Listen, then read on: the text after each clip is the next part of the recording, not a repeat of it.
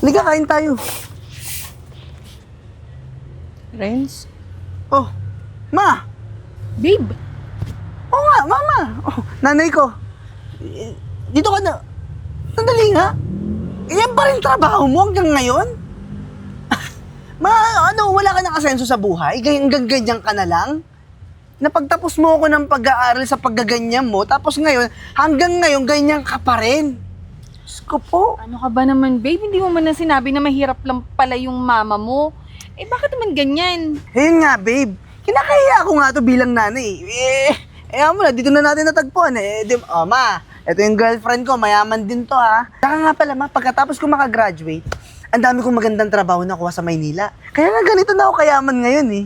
Oo nga eh. Ito lang ang trabaho ko hanggang ngayon. Kailangan kong buhayin ng sarili ko. Ay, naku, Renz. Ano ba naman yung mama mo? Nagpapaawa pa. Ano po bang gusto nyo? Bigyan kayo ng pera ni Renz? Ay, Hindi hindi. naman. Kaya lang, parang gusto ko lang sabihin sa kanya na matapos ko siyang pag-aralin, di niya na ako naisip na silipin sa probinsya. Oh my O God. bakit? Anong gusto mong gawin sa akin ha? Gusto mong gawin mo akong insurance? Na pagtapos mo ako pag-aralin, kailangan required ako magbayad sa'yo? Eh bakit? Eh nag-anak-anak ka eh. Wala nga akong tatay, di ba? Asan tatay ko? Di ba wala? Eh kasi ang lagi mong bukang bibig sa akin, maaga kang lumandi, di ba? Ano ba yung nanay mo? Nagigil trip pa? Ano ba naman yan na? Hindi na uso yan ngayon. Tsaka pwede ba? Wag nyo kinokonsensya si Renz. Kasi wala naman siyang ganun. Ano ba yun, Renz? Oh babe, at saka lahat naman nung yaman na meron ako ngayon, lahat ng pagsisikap ko. Oo, pinag-aral mo ko. At saka obligasyon mo yun, di ba, bilang nanay. At saka lahat ng kayamanan na meron ako ngayon, at lahat ng achievements, dahil sa akin. Dahil matalino ako. Hindi ako katulad mo. Buti nga eh, nakapag-aral ako. Eh ikaw? Tuwang ko sa'yo, ma. Parang, sana hindi na lang kita naging nanay, nakakahiya ka. Halika na, babe. Panira ng gabi? Balot! Balot! Balot! Nay? Nay! Nandito ka sa Manila? Eden! Nay! Nay! Nay! Ano? Kumusta ka na? Okay na po ako. Ito, nagbebenta po ako ng balot dito. Eh, ikaw ang dapat kong tanungin. Bakit nandito po kayo sa Maynila? Di ba nasa probinsya kayo? Oo, magdadalawang taon na ako dito. Kaya lang, ito, nagwawalis ako ng krasada. Teka lang. Buti nakita kita. Teka lang, Nay. 2 taon? Pero hindi mo ako hinanap? Hinahanap kita pero hindi ko alam kung paano ka hanapin eh. Naku anak, ang tagal-tagal na kita gustong makita. Ako din po, Nay. Pasensya na po. Hindi ako nakapunta ng probinsya eh. Wala po talaga akong pamasahe papunta dun eh. Mahal po kasi.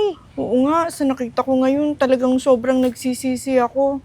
Kasi sa kagustuhan ko makatapos yung kuya mo, tapos hindi ikaw muna nag-aral. Alam ko, umalis ka sa atin nang may tampo ka sa akin. Pasensyahan mo na ako ha. Nay, ano ka ba? Matagal na yun. Ang importante, nagsikap ako ng mag-isa. Kaya nga lang, ganito, hanggang ganito lang, gawa nang wala akong natapos, di ba? Pero okay lang, nakaka-survive naman po ako. Eh, ikaw, bakit nagtutupad ka po? Wala ka bang ibang trabaho? Wala. Siyempre, kailangan ko rin buhayin sarili ko. Alam mo ba, noong isang araw, nakita rin ako dito ng kuya mo. Talaga po ba? Oo, pero sobrang panlalait ang nahagip ko sa kanya eh. May kasama siyang girlfriend niya yata yun. Teka lang, Nay. Nilait ka ni kuya? Ba't niya yung ginawa? Eh, dapat nga maging masaya siya, di ba, na nakita ka? Isa pa, nakapagtapos siya ng pag-aaral lang dahil sa'yo. Eh, sabi niya, hindi niya ako obligasyon para tulungan. Nay, naiintindihan ko naman si kuya, pero sa kalagayan niyo, kailangan po talagang tulungan ka. Eh, kaso Nay, ikaw, gusto ko talagang tulungan din. Eh, kaso ganito lang yung buhay ko. Kung okay lang sa inyo na magsama tayo na ganito lang yung buhay ko, okay lang ba yun? Hindi ako marangya sa amin. Okay naman, kaya lang, okay rin naman ako na ganito. Nakakapagwalis-walis naman ako, nakakaraos din maghapon. O siya, Nay, saan ka ba nanunuluyan ngayon? May inuupahan lang akong kwarto dito sa bandar lang dyan. Eh, wag mo nang upahan yun. Sayang naman yung kinikita mo. Ipunin mo na lang. Doon ka na lang muna sa akin. Sasama mo ako sa inyo? Bakit naman hindi? Nanay kita eh. Tsaka ang tagal na natin hindi nagkita. Sige, tara. Tara po. Balot! Balot kayo dyan! Sandali. Kuya! Kuya! Oh, Eden! Kamusta? Eto, mayaman na ako. Eh, ikaw? Titinda ka ng? Balot! Congrats kuya ha! Parang ang dami mo ng achievement sa buhay. Siyempre naman, ganun ako kagaling, ganun ako katalino. At ganun ako ka-proud sa'yo. Ako, hindi ako proud sa inyong dalawa na yung pamilya ko ganyan lang kahirap, tapos itong nanay ko walang kwenta. Teka lang, anong pinagsasabi mo, kuya? Oh, kilala niyo ba? Girlfriend ko, sikat. Ano ka ba naman? Parang proud ka pa naman na ipakilala sa akin yung mga yan. Eh, yung nanay mo, tas kapatid mo, my God! Kakaya naman, mas mukha pang mayaman yung katulong namin sa kanilang dalawa, ha? Teka lang, Pasensya ka na ha. Kasi, kaya ganito lang ang inabot nitong isang anak ko. Inuna kong pag-aralin yung boyfriend mo. Oh, susumbat mo sa akin yan? Bakit? Obligasyon mo yun, di ba? Nag-anak-anak ka eh. Oo, obligasyon ko. Pero kung sa isang gaya naman na marunong kang tumanaw ng utang na loob, sana pinag-aral mo rin tong kapatid mo. Tinulungan mo ko para hindi sana ganito yung buhay niya. O gagawin mo pa ako ngayong breadwinner? Gagawin mo pa akong insurance sa mga katangahan mo nung dalaga ka pa, nung kabataan mo. Tsaka, hindi ko kasalanan na pinanganak ako sa mundong to, tapos ikaw yung nanay kong mahirap, tapos mag-aanak ka ng dalawa, tapos ako lang yung pag-aaralin mo. O ikaw naman Eden, deserve mo yan. Deserve mo magsama kayong dalawa. Tsaka sa susunod, pag nakita niyo ako sa public, huwag niyo akong tatawaging kuya. Huwag mo akong tatawaging anak, ha? teka lang, kuya ha. Ang sama naman ng tabas ng dila mo. Pamilya mo kami. Kadugo mo kami. Ganyan na lang? Kahit respeto na lang, hindi mo magawa? Alam mo, kaya hindi ka pinag-aral ng nanay mo kasi ang bobo mo eh. Sinabi na nga wag mo nga siyang tawaging kuya, kuya ka ng kuya. Tsaka pwede ba? Ano mo masama sa sinasabi niya? Kasi totoo naman eh. Eh, hindi naman kayo ka-proud na bilang pamilya. Lalo ka na. Pasensya na po ha. Alam kong mayaman kayo. Pero hindi ka po respeto. Sa inaasta mo, masahod ka pa sa isang squatter eh. Hoy. Bunganga mo, ha? Di ka marunong rumespeto sa akin. Kuya mo ako, di ba? Bakit ikaw? Nirespeto mo ba kami na pamilya mo? Kadugo mo? Sa Hindi, di ba? bagay, bakit yung nga naman ire-respeto yung mga katulad yun? Ganyan nila lang.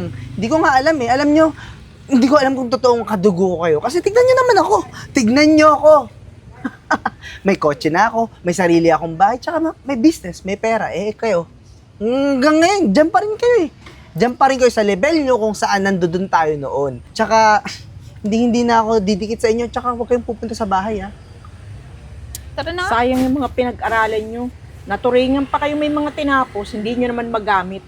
Kulang kayo sa ganda ng pag-uugali. Ginamit ko, ma. Kaya nga yumaman ako, eh. Oo, nagsama pa kayo. Pareho kayong ugali. Tara Sige na, na. Eden. Sobrang tataas. O, Ibet, nasan ka na? Pakidalian mo, ha? Sunduin mo na kami rito. Isisend ko sa'yo yung address kung saan ng lugar. Oo, dalian mo. Ayoko nang pinag-aantay ako, Ibet. Dadating na yung anak ko. O, sige. Ma! Oh, nandiyan ka na pala. Oo, nabenta lahat ng balot ko. May pang-ulam na tayo. Pero teka lang, saan ang punta mo? Ikaw ang saan pupunta. May pupuntahan tayo, magbihis ka na. Ha? Teka lang, ma. Wala ka naman po sinabing may pupuntahan tayo. Eh, di ba, kakain muna tayo ng hapunan, tapos magpapahinga tayo. Sa labas na tayo kakain. Sige na, magbihis ka na. Ngayon na ba talaga?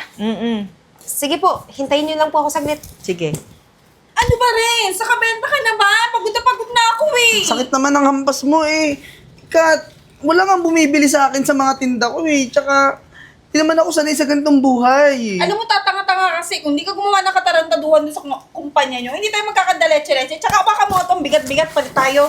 Eh, Kat, ikaw din naman nagturo sa akin magnakaw, eh. Ikaw nga din, nahuli ka, kaya nga ganito na yung buhay natin ngayon, no? Excuse me, magkano lahat yung tinda nyo? Bibilhin namin lahat. Ma? Eden? Ano nangyari sa buhay niyo? Ba't nagkaganyan na kayo?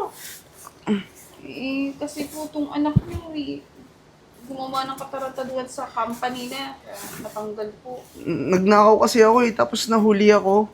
Tapos, na-blacklist ako. Wala nang trabahong tumatanggap sa akin. Eden, tsaka mama, gusto kong humingi ng sorry, kasi feeling ko karma ko na to, eh. Sa lahat ng masasakit na sinabi kong sa'yo, ma, tsaka sa'yo, Eden, sa pangmamaliit ko sa inyo. Ako din po, kaya siguro nagiganto yung buhay namin na rin. Kasi pati ako, imbis na wag ko siyang konsintihin, eh, dumagdag pa ako. Alam mo kuya, hindi yun feeling na karma ka. Talagang karma yan. Kasi hindi mo nirespeto si mama. Masyadong mataas yung tingin mo sa sarili mo. pati na rin tong girlfriend mo. Ayun nga eh. Sabi nila, pag binastos mo yung magulang mo, walang mangyayari sa buhay mo. Kaya ito na, kahit anong yaman na meron ako, nawala lahat sa isang iglap. Ma, sorry ah. Sana mapatawad mo pa ako. Tsaka Eden. Sorry din po. Tsaka sa'yo, Eden. Magkaroon ng aral kayo sa pangyayaring yan. Mahirap kasi sa tao yung sobrang taas. Yung imbis na dumadating yung grasya sa inyo, imbis na magpasalamat kayo, sobra kayo kung tumapak sa tao. Basta ang mahalaga ngayon, naintindihin nyo kung ano yung naging kasalanan nyo. Sa tingin ko naman, mawawala na yung karma nyo. Kasi pinagsisihan nyo na lahat at nakahingi na rin kayo ng sorry kay mama, pati sa akin. Uulitin ko pala sa'yo, Renz, yung pagiging nahihiya ka dahil ang nanay mo nagtutupad, disguise ko lang yun. Lumuwas ako ng Maynila para hanapin kayo ni Eden. Ayun nga, May. Sa totoo niyan, nakita ko yung mga posts niyo sa social media. Ang dami niyo palang pera, ang dami niyong kayamanan. Pero nahiya akong lumapit kasi ganito na lang po ako. Alam mo kuya, sana hindi ka nahiya. Alam ko namang matalino ka. Isa pa, magaling ka. Pero sana nga, nilulugar natin yun. Pero dahil pamilya tayo, huwag kang mahiya sa amin. Wala yun sa amin ni mama. Kinalimutan na namin yun. Kung itatanim namin galit yun, wala din kaming mararating sa buhay kahit anong pagsisikap namin. Ma, kung bibigyan niyo ako ng chance, babawi po ako sa inyo. Lahat, pagtatrabahuhan ko, kahit sahod ko, mababa lang sa inyo.